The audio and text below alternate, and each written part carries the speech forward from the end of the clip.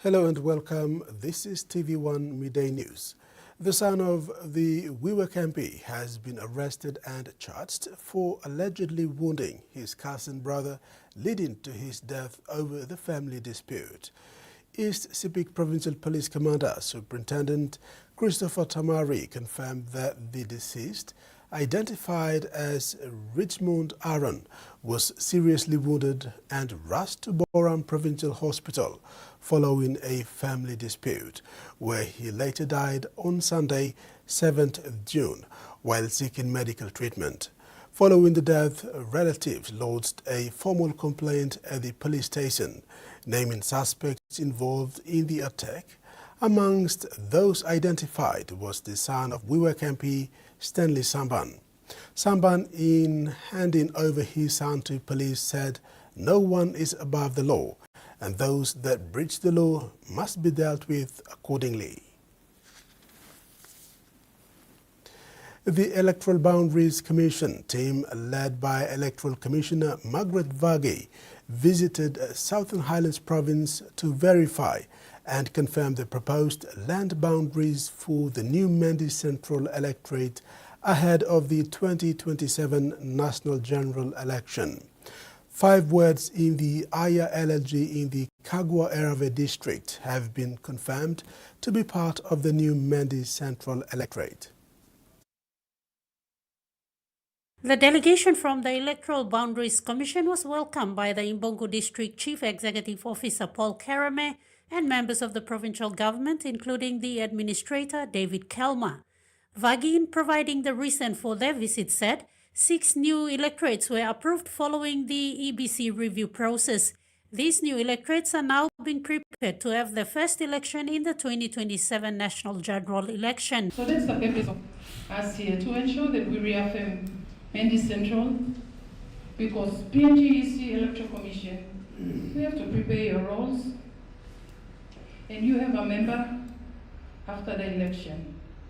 So the roles are very important to have in this new electorate. Electoral Boundaries Commissioner Francis Kaigerua, in shedding some light on the boundaries of the new Mendi Central Electorate, said certain wards in the Kagwa-Erave district will formally be part of the new electorate. It's already gazetted. That's why writs were issued for those 5 wards under Lower Mendi. It's already gazetted. So, Ustad, Councillor, you win in the seat. You, Councillor, blow Lower Mendi LLG. You know, blow Aya.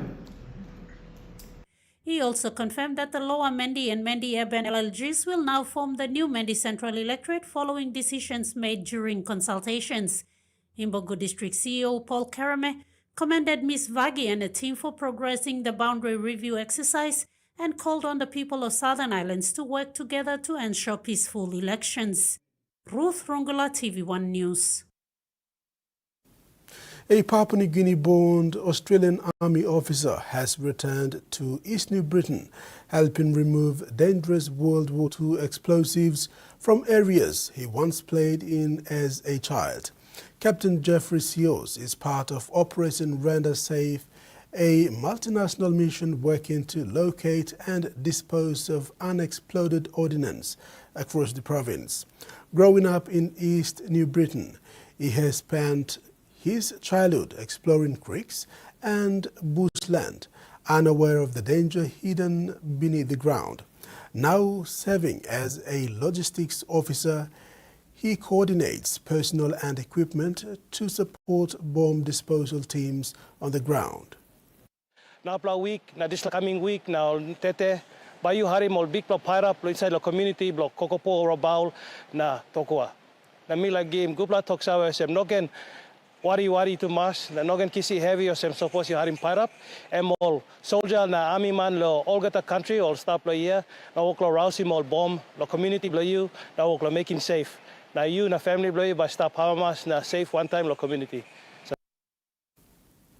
A group of participants who recently graduated in training of trainers in financial literacy training in Port Moresby have been encouraged to be agents of change by utilizing their newly acquired skills to deliver financial literacy awareness and training programs in promoting prudent financial management. Participant Mitchell Gimolds of Women's Microbank described the training as one of the most valuable professional development opportunities he had attended. Graduates of the recent training of trainers in financial literacy training have been challenged to overcome obstacles and continue serving as agents of change. The participants were encouraged to empower individuals and communities to become financially informed and included. The training, facilitated by the Center for Excellence in Financial Inclusion, or CEFI, was delivered to representatives from financial institutions, the private sector, and various organizations to strengthen skills and increase knowledge in financial literacy. Speaking during the graduation ceremony, Manager for National Financial Inclusion Strategy Stakeholders Engagement and Coordination, Danny Coca, said that financial literacy, savings, and budgeting are life skills. Mr. Coca highlighted the critical role participants play in supporting Papua New Guinea's national financial inclusion strategy by reaching unbanked populations. He encouraged them to promote savings, responsible money management, and access to financial services. Acting Manager, Training and Capacity Development, Sebastian Mugu, thanked sponsors for committing their resources to the 5-day program, which ran from June 1st to June 5th. Participant Mitchell Gimolds of Women's Microbank described the training as one of the most valuable professional development opportunities he had attended. The graduates are expected to use their newly acquired skills to deliver financial literacy awareness and training programs within their respective communities and organizations. Mason Lewis, TVWAN News. The University of Goroka will mark a major milestone next month with the official opening of its new Central Administration Block and Student Forum building. The new facilities will be formally commissioned during a special ceremony. The development of the Central Administration Block and Student Forum building at the University of Goroka, the institution's long-term plan to improve infrastructure, strengthen administrative services, and create modern spaces for learning and student engagement. Vice-Chancellor Professor Teng Waninga said the Central Administration Block will bring together key administrative offices under one roof to improve coordination, streamline communication, and make services more accessible for both students and staff. The upgraded layout will help reduce delays and enhance overall service delivery across the institution. Meanwhile, the Student Forum building will provide a dedicated space for student leadership activities, meetings, and campus discussions. It is also expected to support student organizations, clubs, and representative groups in carrying out their roles more effectively. Professor Waninga said the project reflects the university's vision of building a modern, responsive learning environment that meets the needs of both students and staff. Students have welcomed the new facilities, describing them as timely and essential for campus life, saying they will provide a more organized and professional environment for engagement. Tracy Pa, TVWAN News. In overseas news, Australians are less satisfied with their life now than they were during harsh COVID pandemic lockdowns. Financial pressures means lower life satisfaction levels, according to analysis of Australian Bureau of Statistics data. Foreign living standards, cuts to real wages, and more people suffering severe financial stress are all factors. Analog, tactile, and warm.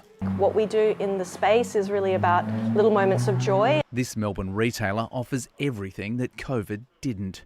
Implement a tougher lockdown. 13 new cases were confirmed overnight. New restrictions on indoor gatherings. More travel restrictions put in place worldwide. Data reveals people were more satisfied then than now. When you look at life satisfaction on a scale of 1 to 10, in 2020, when we were in the middle of the pandemic, life satisfaction was 7.2 out of 10. Last year it was 7.1. Increasing financial stresses mean people are feeling worse about the world than they were during lockdowns. People felt probably like there was a sense of togetherness and that there was going to be an end point. What we're seeing now is sort of the flip side of that, where we've got worsening economic conditions and they're having an impact on social conditions. The data shows more than 1 in 5 households are unable to raise $2,000 for an emergency in a week. A quarter have experienced at least one cash flow problem, forcing them to dip into savings or take on debt. But fewer households are reporting difficulty paying bills, likely due to energy rebates last year. Finding satisfaction is a stretch. Real wages are lower now than they were in 2020, meaning your pay might have gone up, but your costs have risen even faster. A Senate inquiry into the government's proposed NDIS cards has heard exhausted families could be plunged further into crisis by the sweeping changes.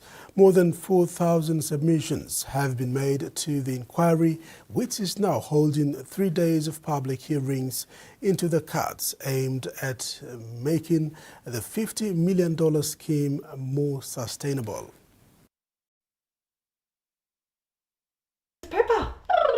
Deanne Burrows understands caring for her son is her responsibility. She also knows she needs help. 16-year-old Brody lives with intellectual disability and autism. He receives around-the-clock care from his parents and NDIS-funded support workers. We're burnt out with just the general NDIS, let alone this new definition of parental responsibility. The NDIS is now more expensive than Medicare. The government wants to save around $38 billion over 4 years by introducing major changes to the NDIS Act. On paper, they're designed to achieve billions of dollars in savings. But in reality, they're more likely to push families into crisis. Families are concerned the draft laws say parents will be responsible for providing substantial care, including personal care, transport and behavioural support. The community had 2 weeks to share their views on the bill. People are so upset, so angry. The Senate inquiry examining it received more than 4,000 submissions. We are not against reform, but we are for good reform that actually takes into consideration in a genuine and nuanced way the views of people with disability. The changes in the bill make me afraid that I will not be able to get up in the morning. The federal government says the ballooning cost of the NDIS needs to be addressed by changing how it's designed.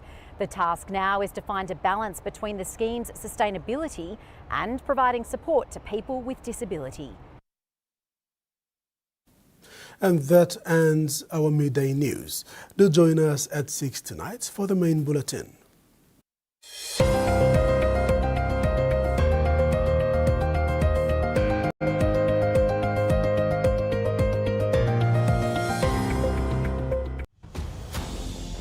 So the mistress is here.